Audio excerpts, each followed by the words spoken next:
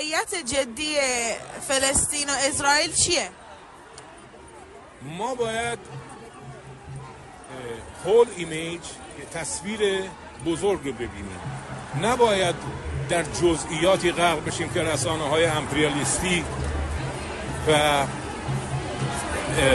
اسرائیل و دیگران میخوان ما رو درگیر اون جزئیات بکنن تا کل حقیقت پنهان بشه.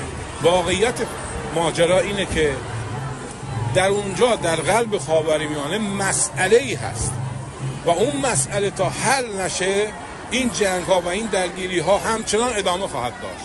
اون مسئله عبارت است از اشغال فلسطین توسط گروهی، جمعیتی و جماعاتی که از اقصانقاط عالم جمع‌آوری کردند و آوردن و در قلب خاورمیانه اونجا فلسطینیان رو از خانه‌هاشون، از سرزمینشون راندن و پادگانی درست کردن به نام اسرائیل. مردم رو آواره کردن در دنیا، اشغال کردن و 75 سال دارن کودکان و زنان و خردسال و بزرگ و مردم فلسطین رو کشتار میکنن.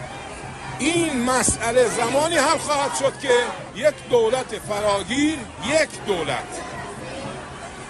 با انتخابات و با رفراندوم اونجا تشکیل بشه و یهودیان و مسلمانان و مسیحیان و دروزیان و بهائیان در یک سیستم غیر دینی در کنار هم همزیستی داشته باشن، وگرنه این جنگ همچنان ادامه خواهد داشت و ایستگاه و موضع ما اینه که در کنار فلسطین هستیم و پشتیبان مردم فلسطین. Free, free Palestine!